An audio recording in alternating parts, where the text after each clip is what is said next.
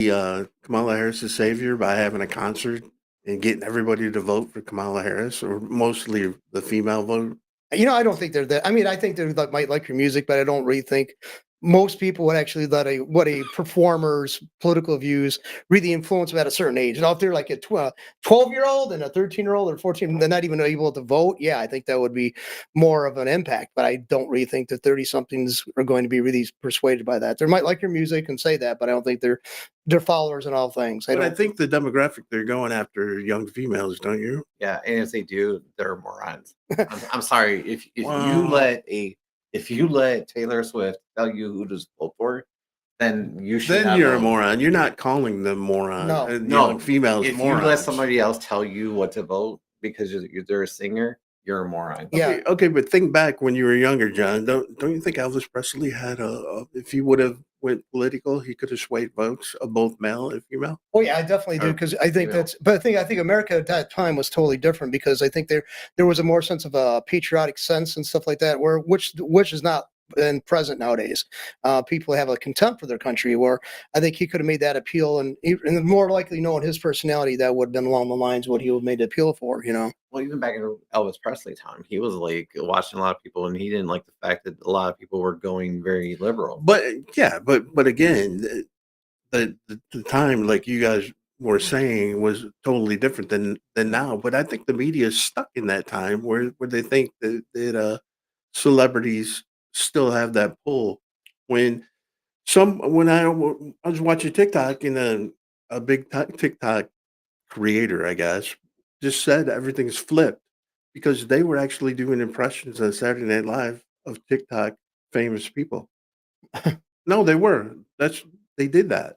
Were they really? So now they're going to TikTok to get content for Saturday Night Live. Instead of the mainstream, Instead of other mainstream mainstream media. media. Yeah. Well, what he said is TikTok influencers are now the new I think media. I think Kamala Harris right now is grabbing everything she can grab in the bag to grab to Okay, do but it. what is? And then go ahead. I'm sorry. No, go ahead. But I do think that's where the Taylor Swift concert comes into. I mean, did she just have Usher? But I don't think Kamala Harris is running anything. I think it's the people that are running her are thinking that Taylor Swift is the way to go. See, I just think basically Kamala is like Steve was saying. I don't really think she's all involved in the mix. That she's got handlers, and I think that's way the Democrats have a tendency, and so do the Republicans. Or the Democrats have a tendency to allow handlers. They just follow the lead. They book them. They give them the script. They give them the points to highlight, and that kind of kind of skips down to with this all ties with maybe with a point that we've run about Kamala Harris on Call Her Daddy podcast. I mean, do you think that's really something she sought off that podcast? I don't know. What do you think? It's probably the handlers that's do it. I think you got a group of 21-year-olds running around there saying this is how you do it. They've never been in the real world, and they don't know how to run. They've never been in the real world of working at a real job. And all they've done is gone to college, Ivy League college, whatever, got elected, gone into politics, doesn't understand how the real world works. Like, Yeah. doesn't Do understand. you think that it's because They she's live in got a bubble. young people around her, or do you think? Because they don't know they live in a bubble. They don't. It's like what you're talking about. So The do you Kelly think shit. part of the problem is maybe they're worshiping Kamala Harris? They're worshiping, yeah, because it's all the abortion thing. It's all about women's rights. It's all about everything else. Yeah, I think the bubble scenarios are kind of common because I mean, I used to talk to people on a stick cam years ago, and they're from New York, New Jersey, and they had like some of them had serious misconceptions about people from Michigan, and they refer to us as the Midwest, which I don't think we're the Midwest. I mean, Nebraska's Michigan Midwest. is Michigan. Michigan's Michigan. You can't compare us to any other state. We're a peninsula. Well, it's like how close we are. We got we're so good. We have two peninsulas. Yeah, and we're so close to Canada. Basically, we say a lot. I mean, that's it. Yes, I mean, to say broad sweep us into this category called Midwesterners is ridiculous. And they have some real serious they're supposed to be so educated because they are an ensconced little bubble. A lot of them, don't venture far out anywhere outside the East Coast, or if they do, they go across the pond, and so they don't really relate at all to people in the interior portion of the country. Okay, but what's the difference of Trump going on Theo Vaughn or speaking on with Tyrus, right? Than going on Who's Your Daddy? I You think maybe that she lowered the bar? Oh I think yeah, she did. yeah, I definitely do. I think where Trump goes to is like where real people go to, like where the average American would look at. Like like right now, I think Trump is heading first to Joe Rogan. I think he's heading to that path first. Isn't he? I I think don't he's know. I heading. haven't heard anything about it Not, I think he's lately. heading, but he went to like Dave Batista from wrestling came out and started trashing Trump. Well, guess what?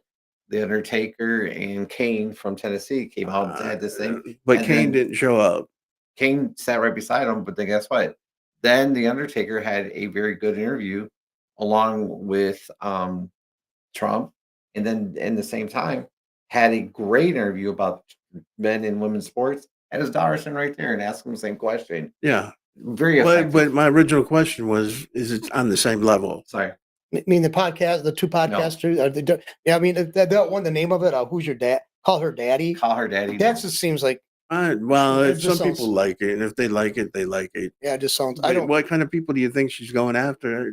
Anybody, please vote for Anybody me. that can vote? Anyone that I don't speak English. I don't care. I don't know legal. I call don't her care. daddy. I would go for a different. But you had viewpoint. something that you wanted to bring up about Pennsylvania making the flip. Yeah, I was reading some articles and it's like it's kind of funny, but if you I don't know if you heard, but 55,000 people flipped from Democrats to Republicans this time. So which is a Yeah, because huge. I think they're one of the only few states that you have to register as a Mhm. Republican or a Democrat before you can vote in the Mhm. election. You just can't. You have to choose to say that you're from one party or another, right? Right. Okay. Does anybody know if that's been challenged? Because I think that should be challenged in the Supreme Court. I think that should be. I think that's just too limiting. I don't think the. But don't you think it's also a backstop too? It could be go either way, if but- you had got these many people that said that they were going to vote Republican, and then you had this many more Republicans votes, you had more votes for Republicans than you did people that said that they were going to vote for Republican. I Because know. I think you have to pull a specific ticket. Mhm. You So do.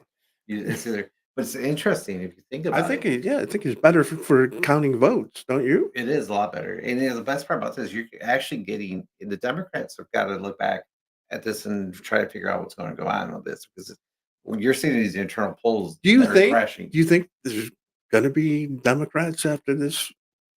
Do you think they're done? I think they're done as a party. They're going to have to reorganize and come back like like the Republicans are MAGA now, and that's what's coming up in the party. In the old turtle Mitch McConnell. Mitch yeah. McConnell, he's going to be He's gone. Yeah. It's a whole new party, don't you think? What do you think? Well, I I think it is too. I think it's been basically Trump drove the change. He actually, pushed the change. I mean, people used to say people in the Republican Party saying we want to be relevant. Trump's relevant. Otherwise you're not. You're like the country club set, and somehow he reestablished connection to the working class or the people who actually carry out the ball in the life in the world. And you have guys got to follow either go along or you're going to go by the wayside. And that's what I think. That's what Trump proved.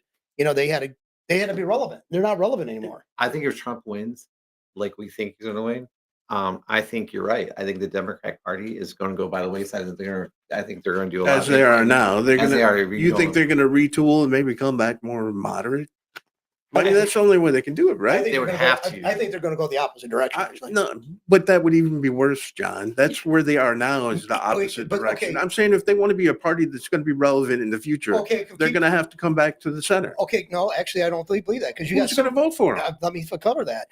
They got so many people who are illegal, who are here illegal, who have a debt of gratitude to that party. They're gonna push their agenda and going to go put more to the There's left. already been studies in Florida, in Texas. These people that they think are illegal and going to vote for them aren't voting for them now. They're voting Republican. But the illegals are voting for Republicans. Yes. Oh, that's odd because basically I would think that they would want to.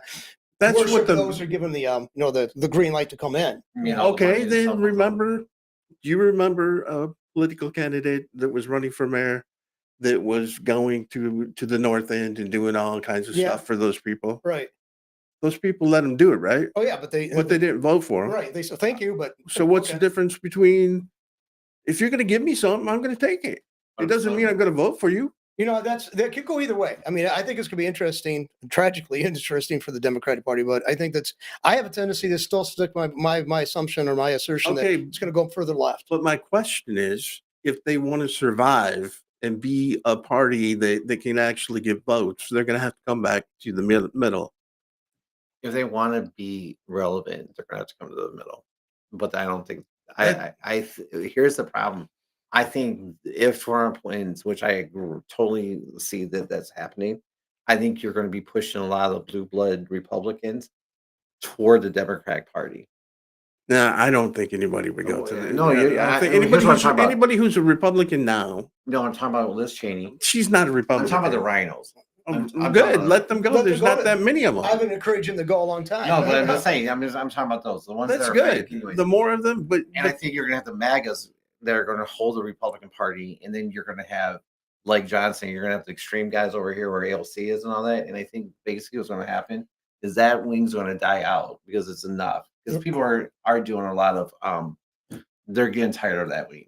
They really are. well, don't you think with the new media that people aren't necessarily that they don't care about being Republican or Democrat? They just want to do the right thing Yeah. and I vote think- for the right person. That's what I've heard of overwhelming response from people I've been talking to. They say, no, I'm not either party. It just whoever thinks I got the most intelligent approach to the problem, I'm going to go with. Right. Yeah, and that's And I think that's what's smart. happening. Yeah. I think people are sick of the right and the left. I'm sick of them. I've been sick of them for a while. Well, like the right wingers, like I'll go on again and say you got to be pro police and you got to be pro Israel. No. I'm neither. I'm sorry, I'm neither one of that. I see through that, but all the other thing, 90% of the stuff I agree with. Like low taxation, if possible, none. But no, I basically I'm neither one of the parties. But for Democrat, I can agree with them on. They used to be the party for the Bill of Rights and stuff was the Democrats. Now they hate it. I mean, John Kerry, The true the Democrats. true Democrats were, classical liberals. They believed in liberal ideas, which meant, people being given the enfranchisement of, voting and stuff. That's what they're big for. Now they want to. Oh my God, these people are actually running with this. We can't have But that. that's what socialism does: is they steal monikers and names and titles. Being a liberal back in the day wasn't a bad thing. No, it wasn't. Mm. Matter of fact, Republicans were actually at one time considered liberal. They're the bleeding hearts. The bleeding hearts. They were actually by the Democrats one time. Democratic Party looked at the Republicans, who was founded around the issue of slavery. That's what many people think, and I think that's true. They were considered liberal. They actually thought, you actually think you're speaking for these people? They're not equal. They're not even real people. That's right. That was a radical position to take. When the socialist, I'm saying it wrong, my tongue is tied. When this party came around one time and tried this before, it was back with the Hershey's when Hershey was live. And what the farmers did that time when they took care of it, they came in with pitchforks and with everything else, and they just got rid of the Socialist Party real quick. But what's going on this time? I think it's about time to get rid of the Socialist But Party. I think it's an ebb and flow. I think we're going through another change. We're actually living through it this time. Right. Right. That's the thing is, I mean, people some people get really upset about stuff, but okay, when you look at the world wars and stuff like that, people kept going and persevering. You got to admire that because they didn't know the outcome. They could have been very easily defeated. We could have been invaded by another country and all that. I mean, so they had the persistence. So some people have this, they want to throw in the towel so quickly or resign themselves to something. And you got to admire the past generations for maybe not to, to abandon their position. And so like you said, because we don't know the outcome, it's like, it's hard. You see, we have a tendency to be a kind of recoil and try to shy away from stuff. And I think that's admirable that the past generations just met it head on. Well, I don't think they had a choice, dear. No, no. And the one thing about America that I think if you find it about our culture, and we were talking about this about, Michigan and all this other stuff about Midwest and all this. One thing about the culture of America that you can see is that you push so much down our throat, it does get to a point where we all say, you know what, enough, and we push back. Enough of the communism, enough of this. It's been pushed down our throat many times. And it gets to a certain point where the culture says enough. And people like you and I, and like the three of us, stand up and say, it's done, it's over. We need common sense back. But in this. don't you think that's where Trump is leading by Yes. example? Yeah. That he's a truly unique person that actually believes in what he's doing? Because you can't fake that. No. No, that's He's genuine. well, would you somebody fake it after one getting shot and going back in the face of that, going back to the very same place that he was shot at. Right. I mean, I don't see a Democrat, if somebody just say boo too loud, they'd actually be recoiling and running for never coming out of their basement. No. I mean, he's got to be committed to this. But don't you think that he really went to McDonald's for selfish reasons? Oh, he did. Well, The way probably he acted like a little kid in the candy shop. he did. The whole time. It was like my sister said that it was even that she teared up a little bit because of his joy of being there. Because he loves process. I mean, you ever look at the process behind? We take it for granted. McDonald's is I mean, it's a routine. It's a system. It's a system. But man, it's so well done. It's been repeated. They found what worked and stayed with it. He admires that part of it. Right. He loves. He that actually part of it. looked at that fry. That guy was teaching him how to fry fries. Yeah.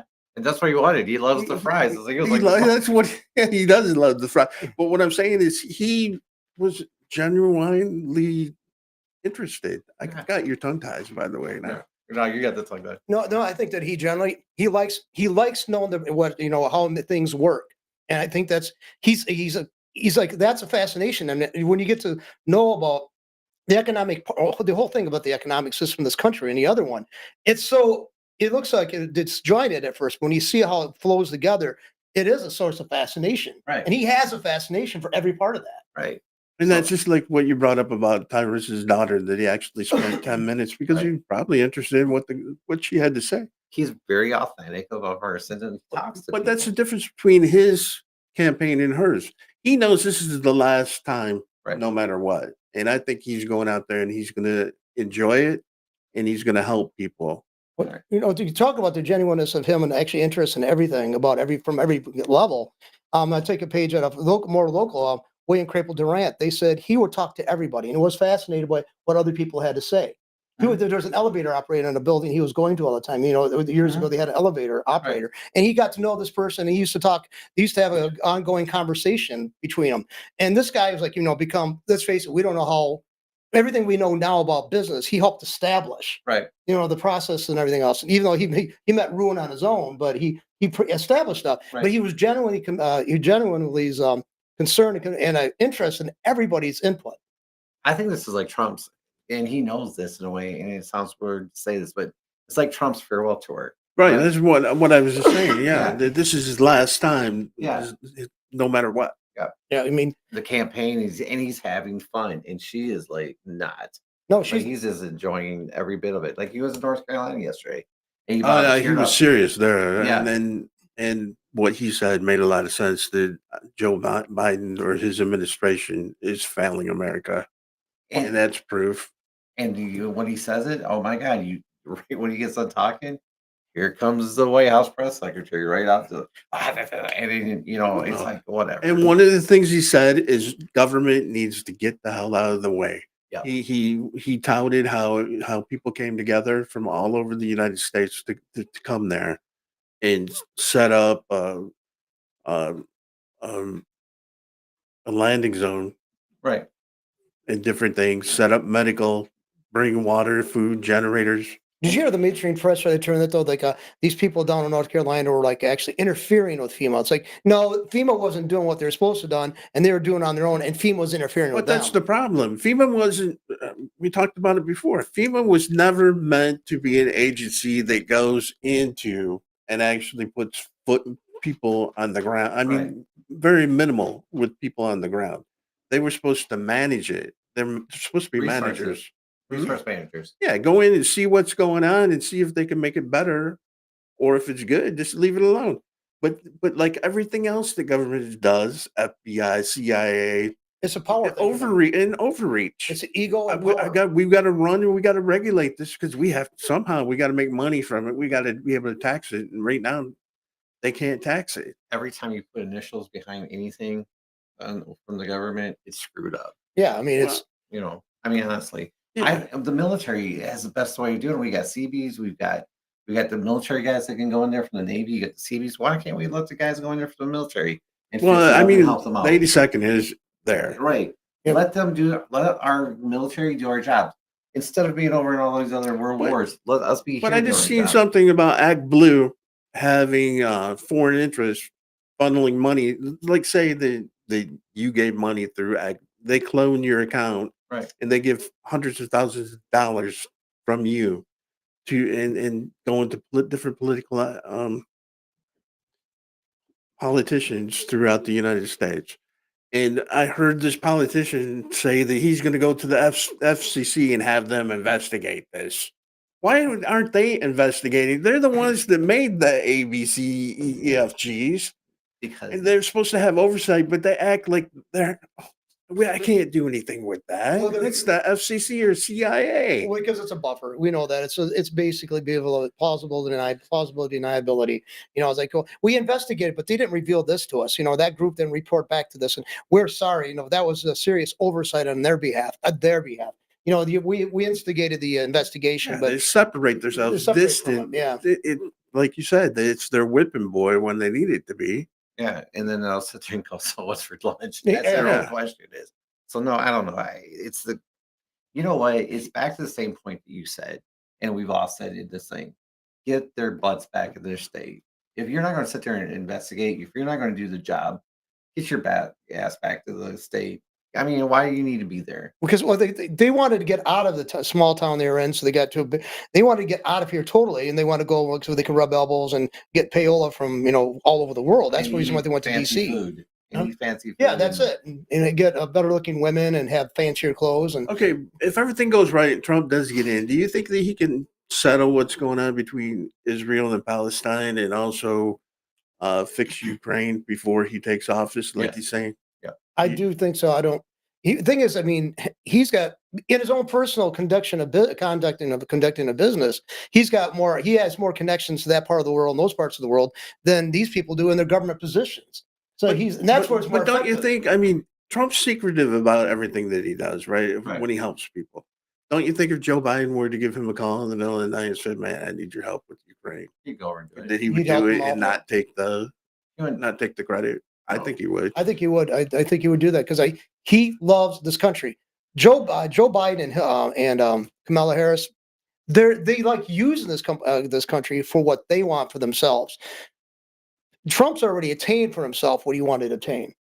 That's a big difference. Well, if you watch all these different things, you see all these different people before they enter the office, when they walk out of the office, how They're much all they're worth, gray hair. and how much money they have. money, but they all look old when they Right. come out. I mean, Trump doesn't look old. Trump's looked the same He looked forever. better coming out. That's what he did. He looked the same, come out, worked out great, and went back into it. He looks Obama, when he was talking to those people in that, I mean, he looks older. He man. looked old and Like, haggard thin and like and gaunt. wearing those mom jeans, Yeah, I mean, he was, What are you talking- Mikey? stretch pants Yeah. at the top. No, yeah, that's mom right. jeans. but he did not look good. I mean, he didn't look like his normal. I mean, he was like a metrosexual at best, but I mean, he always was dapper and while Right. point now he looks haggard.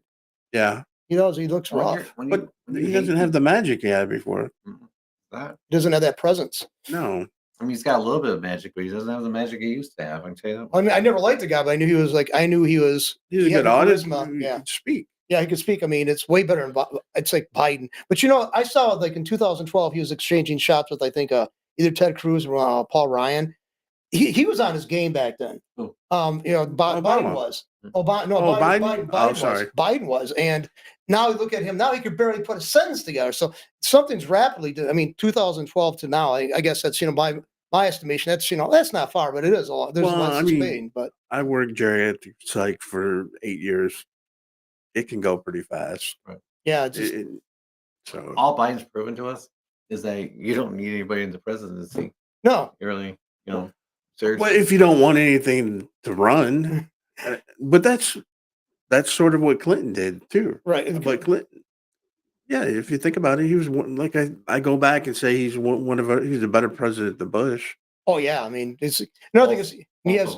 Both of them put together, yeah. Yeah. Well, another thing is too, he was a Democrat. And everybody thought, oh, he's like for the working class and stuff like that, but he really wasn't. But he also understood business, Clinton did, because he had been the governor of Arkansas twice. He basically, But he was another I wasn't person, a fan of Clinton the first time he ran. right? The second time, I actually But that was the first time I crossed over. and But voted another for a thing, Democrat. he seemed, I don't know if he was genuine or not, but he seemed genuine when he would say something. If he just could have kept it in the pants and stuff like that, even But though he was then, really okay, going on but the that's the problem. same thing. That we want people to vote for Trump, but they don't like him because he's arrogant.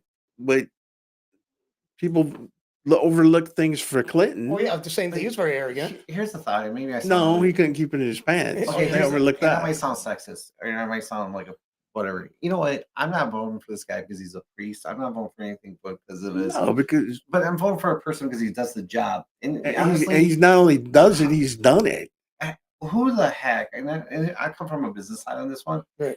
If I vote for somebody or if I hire somebody and they go out there and they have sex with whatever, right? It's none of your business. It's For none of my one. business. Right. It's like, So where's the country get off and going, oh my God, he had sex on his wife. Okay. You tell me, grab a stone. It goes about the point where the Christ says, when he says, yeah, cast the first. Yeah. yeah. And the problem is that we sit there and everyone's like, oh my God, let's talk about this. No, it's not. And I'm done with people sitting there saying that, oh my God, you had this. Okay, well, Doug Emhoff had sex with a nanny, paid her $80,000 and an abortion. Right. So you're telling me this is what we're going with? And that's Kamala Harris's husband, for those of you that don't know. I'm sorry. Yes, I apologize. Yes, Kamala. So It's- so who you want to be the first man? The only thing I don't like about somebody, as a philanderer, is basically if they can portray somebody they see face to face every day so easily, just how much more easier they can portray the rest of the people in a country. That's the only thing I can say. Is like it takes some kind of person with stones or cold hearted to look a wife or a husband into the right into the eye, and she just got done having sex with somebody else and not even have any kind of thrill of regrets or anything else. I mean, Well, I mean, we don't know them as a person. We don't know if he didn't have regret or not. well, the thing is, you can see like, okay, Monica was young, and Hillary, let's face it, she wasn't young. She was anti-young. She wasn't pretty and popular. She was too. I mean, she was the more driven one. But don't you think that him and Tim Walz are poster boys for what the Democrats think men should be? Yeah, that's exactly right. Doug and Bill, and Tim. Doug and Tim, or Waltz. oh, yeah. They want basically very soft and rather effeminate guys. I mean, that's what they want. That's like the Alan Alda type, the old type, like, They made a mistake and admit that they made a mistake and they're sorry and it's okay. yeah. And let's go on to the Yeah. But okay, so I wonder who paid that money out though. I don't know. Yeah. But I seen, they were so upset because Trump, I guess somebody made a picture of him with 47 Steelers. Really? They said that was a fake picture, that really wasn't Trump. Oh my God. And also the McDonald's thing was staged. Really? Yeah. Well, some guy told me. Like, I didn't know that. I thought he was really working on the line. Some guy told me that the shooting of Trump was staged. I went, oh yeah, he hauled his head perfectly straight so somebody could take a shot and go through his ear. Yeah, okay.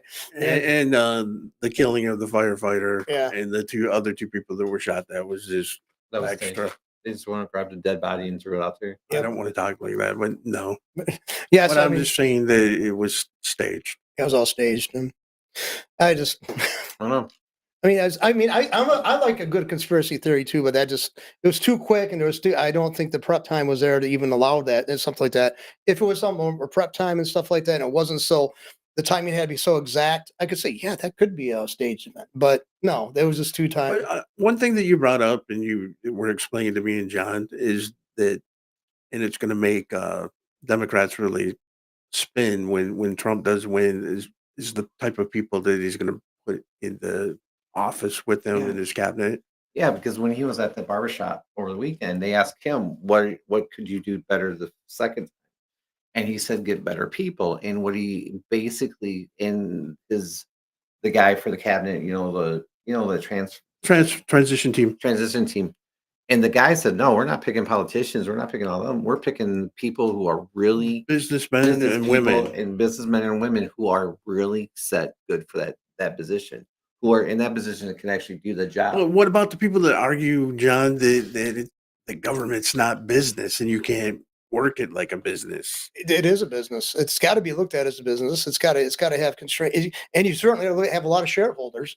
I mean, there's a lot of analogy or comparison or parallel between the government and business. I mean, it is business as usual. They have to meet deadlines. And I don't see how it's not a business. I mean, what do you think as a business owner? It is a business.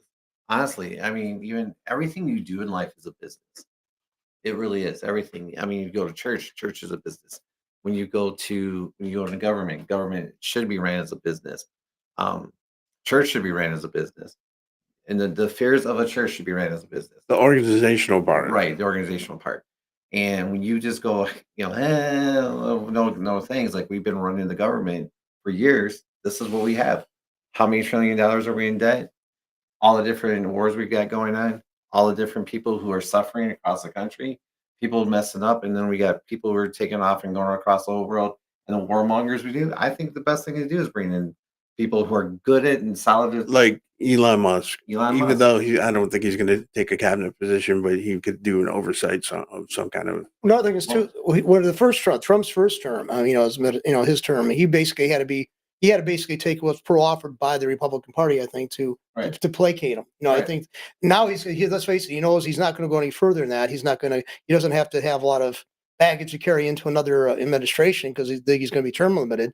So, he's going to get people who are actually more willing to do what has to be done, and not the same political answers he had before. But he should have answered the question because some of his biggest advisors right now are former Democrats. Yeah. Think about it. RFK, Yeah, Elon Musk. yeah. He's even a former. Trump a himself is a former Democrat. Tulsi And Gabbard.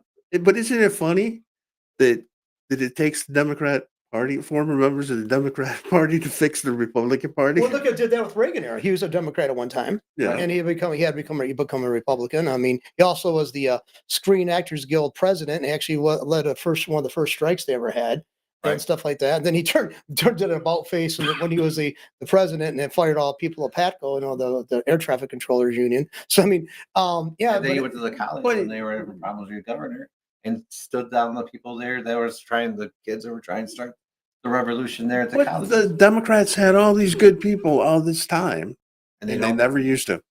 no, another thing is too. It just goes back to Kennedy. I detest the Kennedys, but now it's really weird. Now you got RFK Jr. But he's genuine too. That's what I'm going to say though. He's one thing I got to say about the Kennedys, except for Teddy, Robert's father and JFK. Those guys love this country. JFK served in the military. He was a Navy Right. guy.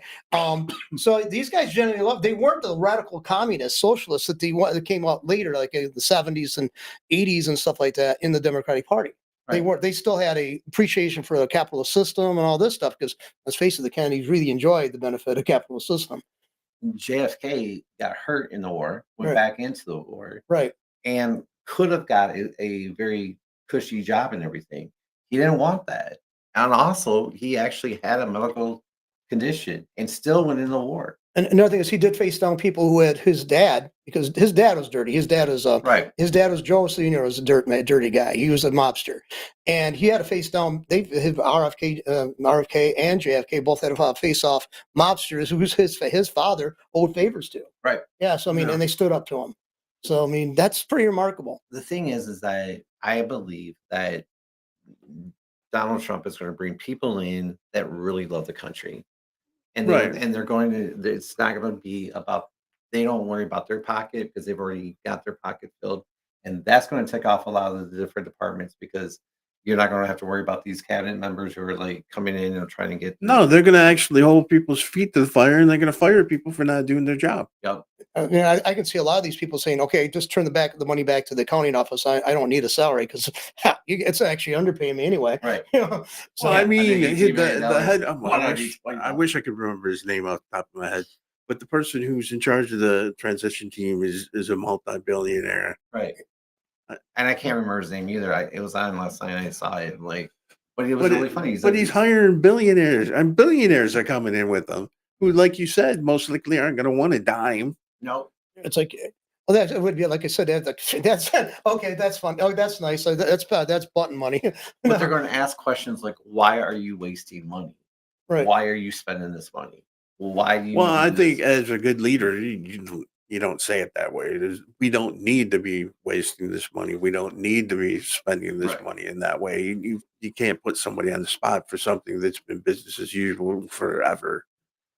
No, It but takes time to change. You just can't come in there and turn it off just like that. It's gonna take a minute. It's going to take a few seconds, but I guarantee, if Trump gets his way within that 4 years, you're going to see it, and then you're not going to. But you might see at the same time people who were sick of the BS, but they had too much time invested because they want to retire from the job. Right. may be happy about the Yep. change Right. You're going to see a and lot feel good about their job now, Mhm. where they weren't feeling good about it before. They actually be proud of what they're doing. and the best part about it is you got JD Vance right behind Trump coming in. So you got the next 12 years of this thing covered pretty good. Yeah, there's a ray of hope there. I mean, but it's Do gonna. you like? I mean, at first I didn't like him. I didn't like him either because what I didn't like JD? about Yeah, but the more I hear him speak, you can't fake it. no, what I like about he is confrontational. He is he's not afraid to get into it. He's turn it against people. But I didn't really know much about him. It was the first year I didn't have an opinion. And then when he first started talking, they were talking about him coming in. I want to watch that movie of his. And I thought it was going to be boring. I listened to the book and then I thought, okay, Yeah. I watched the movie. I started liking him after I started listening to the book and watching the movie and started listening to him talk about things. I think he's really good. I love him when he goes one on one against reporters. But the cool thing about JD is he's already a millionaire before he came into Congress. He didn't make any money off Congress. No, he doesn't need it. So Yeah, see, the thing is, the stuff we face in our country here, like the senators and everybody being empowered just to get more money and more influence, that's not really totally unique to this country. And it's like you're looking at a person like, we basically Trump is like a Cincinnatus. He's the one that came up out of retirement in ancient Rome, and he got the empire back on his feet again, and then he left and went back to farming. I look at Trump like that. I look at anybody who is billionaires like that. They're coming back out of retirement and leisure. But do you think JD Vance and Trump had put the last nail in the legacy media's coffin? I mean, think about the way that they handle people that try to interview them and don't let them talk. I think this next 4 years, yeah. I think you're going You to see. think it's going to be done? Yeah, I think it's they're I don't think they're going to adjust fast enough to actually make the cut next time. I don't think mainstream media. But we were talking off camera. Don't you think the mainstream media has the same problem where they've got these old geriatric people in charge and they're so rigid and they don't want to change with the times? I mean, there's reports coming out that saying guy's been in journalism for over 20 years and he's never met one person that's ever liked a Republican. But yeah, but my question is, you think they're going to die out just like the old Republicans? Like Dave Bondi, the local guy here, so he left the mainstream media and become on an independent. He's struggling, but in some ways to do that. But he's made inroads too. I think that's what's going to be for reporting. That's going to be better reporting because you're going to have it on the news. I think there's going to have to be a transformation there on the media and how just simple news is covered. And I think it's going to have an impact on how the political process. It definitely is, because I think the media heads become multi-billionaires out of it, and they want to have control and stuff, and they want to pay back, and so that's going to be eliminated. But we lived it. I mean, how many times did we come out with stories that we weren't even thinking about it when we did it? That they actually used our story, verbatim as their news story, like Channel 12, in the Flint Journal at the time when the Flint Journal actually had reporters. I think they didn't even change they actually use your wording exactly on one of their postings, didn't they? Yeah, exactly. Word for word.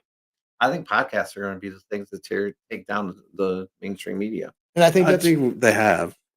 You can let's face it, we're nestled in a neighborhood. Everybody else across towns or major cities, you can have 2 or 3 in one neighborhood, different podcast studios. Yeah, and you can have people coming in from, leadership coming in from the locale, that location, talking to the people there and actually getting asked questions and have it bombarded all over. It's lower cost, and let's face it, if you get a little bit of money coming in, you can keep your operation going. You don't have to pay The thing is, you can do this at a kitchen table, right? And a webcam. You don't need microphones and mixing boards. That would be a possibility. If we do some research, I think it would be the future of podcasting and how the influence and impact upon the political process and basically how news is covered. I think that'd be an interesting topic to cover in future podcasts. The more you get your following, the more you become a kingmaker. Right. So. And another thing is this is the opportunity for people now to retain the ideas of integrity and unbiasedness and being fair and equal and stuff. That's reassert that now. This is the opportunity. But think about it. You and I, we were raised on black and white TV. Right. I mean, my family had one of the first color TVs in the neighborhood. People came to I remember it was pretty funny. People coming to our house to watch our TV because they wanted to see things in color. But I'm just saying, we went from being the clicker, the channel changer for our parents, to now having thousands of channels to watch. Now you can do it on your phone. Right. But what I'm saying is what we've lived through. Right. And I think this is the great.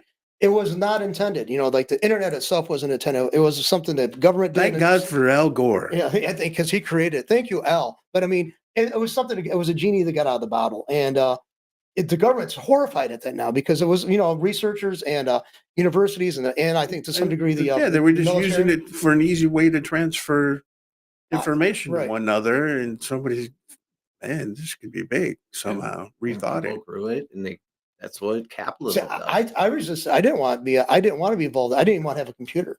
That's the irony of irony. I work with them every day. Not the best. I'm not a programmer or anything, Well, in the Army, we had to do computers, so that's where I first got we had into it. Did you have the big old?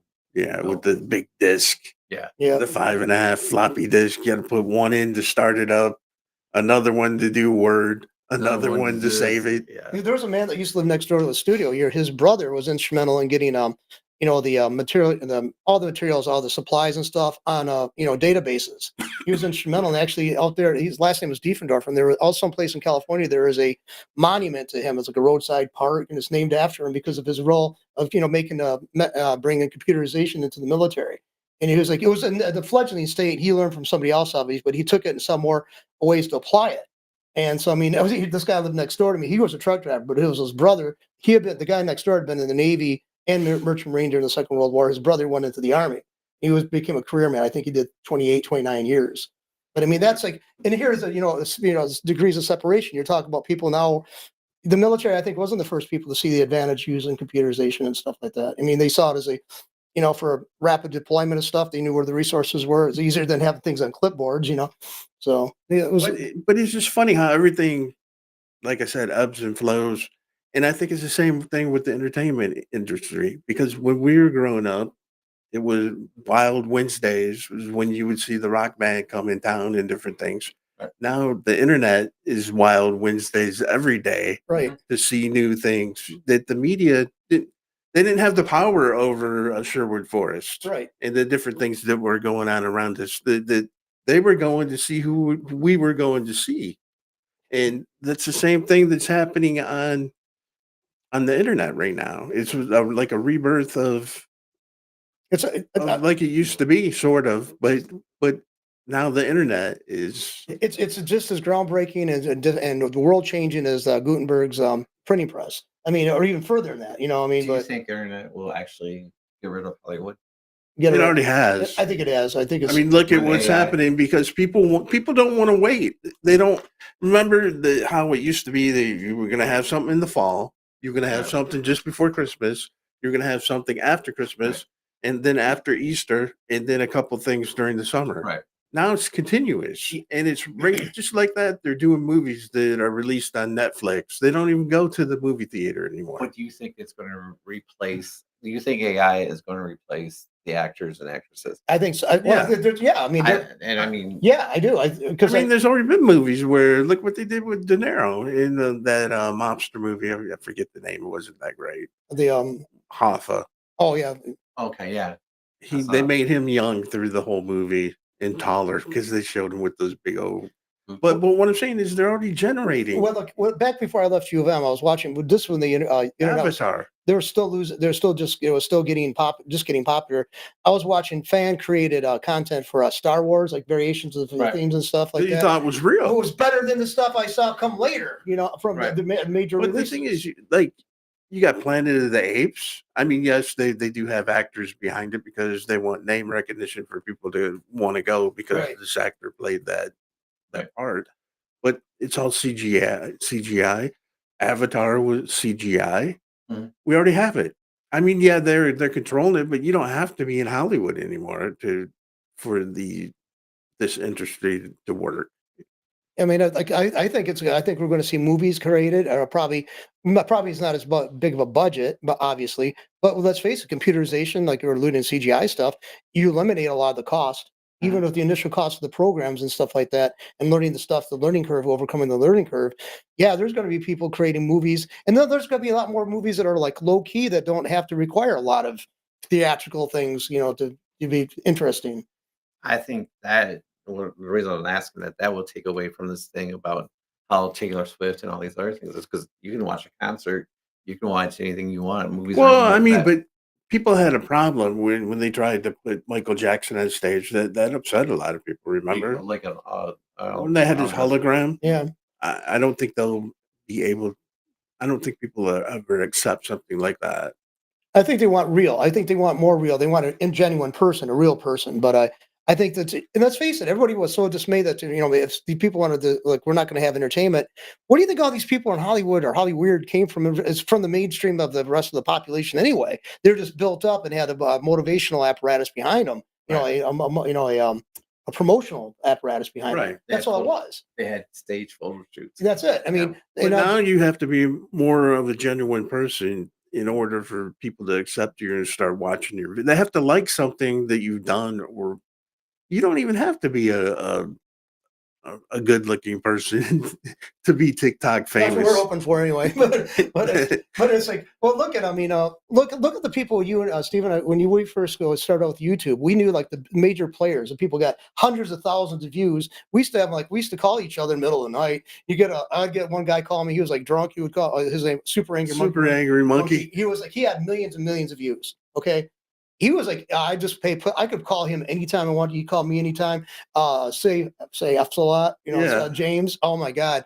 He was like millions of views too. And all he did is basically use the F word as many times as he could in his videos. He's just he's a fun guy. Yeah, he was a fun guy. And he's in the Navy, by the way. Yeah, we had a lot of fun. Yes. And the other guy, Baskin, he had been, a Super Angry Monkey. He had been in the army. So there's a kind of, but the thing about it, we had millions of views and we didn't even know what we were doing at the time.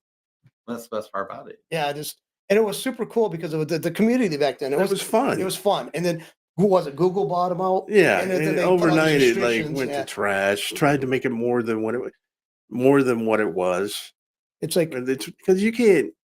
Somebody that you see on the internet and they're famous for something, you can't take them out of. When you take them out of that element, and you're trying to make them something that they're not.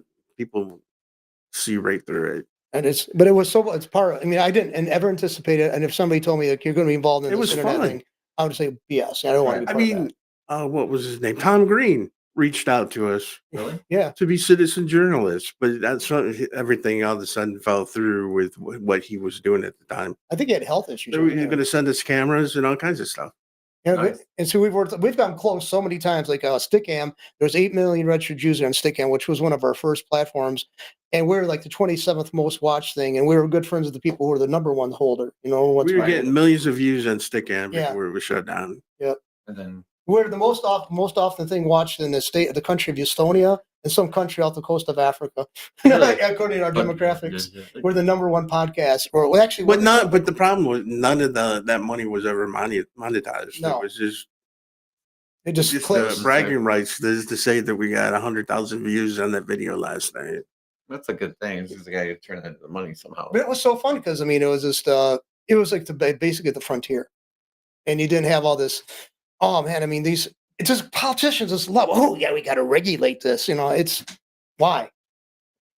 But you know what? Sometimes I think that they go and they put the porn and this stuff on there and let it sit there, and they know about it. Oh, look what we found. If you put it, I don't trust government. I don't think anybody should.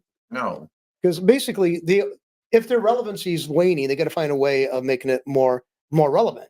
And so what they're going to do is come up with a new crisis. And the media, our current media, the mainstream media or the lamestream media or the boob media or whatever. They're part of it. Well, okay, let's talk about that. That's true. Look at Chris Christie. He tried to become relevant this last week. He decided to say something about Dan Campbell. And Dan Campbell had the funniest statement about it. Dan Campbell, who's the Detroit Lion coach. Yeah. So the Lions beat the Cowboys 47-9. Yeah. And he goes, well, that was a classless move. And if you know Dan Campbell, he's really unclassy. I take the most unclassy guy in the world for Detroit Lions coach. I could care less. So the press comes up and asks him, and he says, last time I was called unclassy, I was just drinking wine out of a bottle. Next question.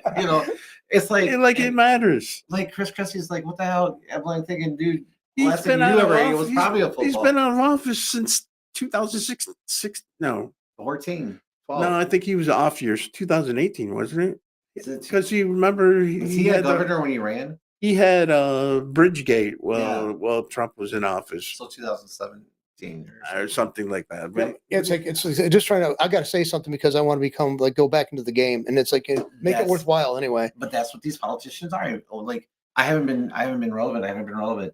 Let me go say something stupid in front of a mic or go on TV because they want me. It's like look at Liz Cheney. She's not relevant, but she's she got to go never walk was. with. She's got to go walk with Kamala Harris because you know what? Hey, they called my dad a war criminal, but let me walk with that party. You know Yeah. that's stupid. You know, I don't know. Are they going to change their mind about me and my dad? No, they're not. They're still gonna call Yeah, my but dad. don't you remember Mr. Thumbs Down in the middle of the night? Oh, John McCain. He Yes. was the cat or the tie-breaking vote that voted no on Obamacare, or yes, Yes, however I you want think to it was. look at Yes, it. yeah. repealing A thumbs down to Obamacare. Trump, but a thumbs up to Obama. I said I never liked McCain anyway. No, because if you look into all the people that he hurt or killed, Yeah, I mean, what? Remember? well, I'm talking about with his airplane crash on the deck for being a hot rod. Yeah, I mean, the hippie conservative. Remember, he covered that really intensely. He did a lot of research on that, and he talked about that. And it was like, Anybody else would have done it would have been hung. yeah, because his dad and his granddad both have been admirals. He can do whatever he he do what he want. They made him a war hero. No war hero, in my opinion.